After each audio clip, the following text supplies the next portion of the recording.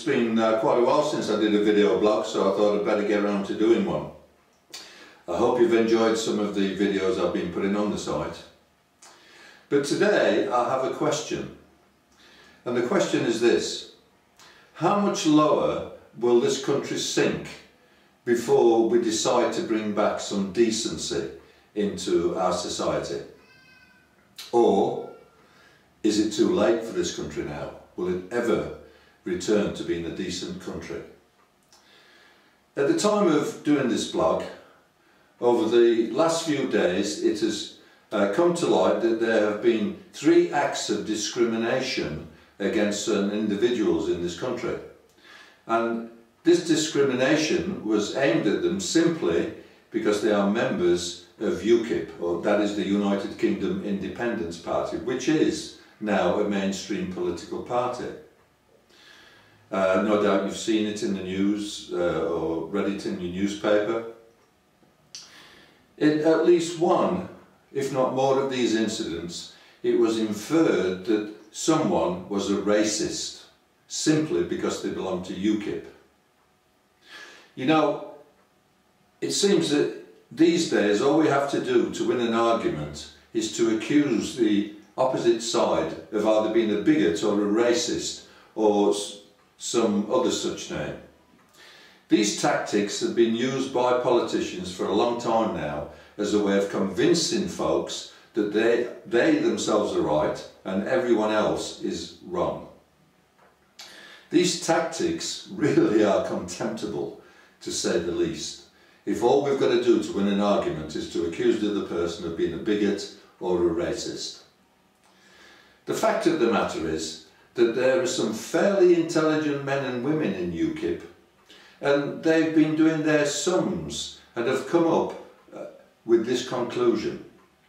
And the conclusion is that the UK is a small island and has limited resources. And if we allow much more immigration to go unchecked, we will soon run out of space and those resources. It's got nothing to do with the colour of a person's skin, his language or her language, or their accent. In fact, we've got some pretty weird accents of our own in this country. But for some reason, there are those who do not seem to understand this argument of limited space and limited resources. And so, because they want to please the rest of the world, and to heck with this country, they resort to some moronic accusation that we are racists or bigots, simply because we believe that we are limited in what we can offer the world. In fact, anyone who has an opinion that is different to the establishment is branded a racist or a bigot. You may have seen it in the news recently. You know, folks, we're becoming a dictatorship and no one seems to really care. I think the real problem for Ukip is that it believes in old-fashioned Christian principles such as morality and ethics and honesty and decency. These are the principles that Ukip stand for. And these principles have been abandoned by and large by today's modern society in this country. Now anything goes. If it's enjoyable or if it brings in a fat profit, then it's okay. To heck with honesty or decency. Well, that's the way it is. The question is though, how much lower will we sink as a nation before we come to our senses? You know, it was Christian values that made this country a great place to live. And it will be a lack of those Christian values that will sink us. Be sure of it, it will sink us.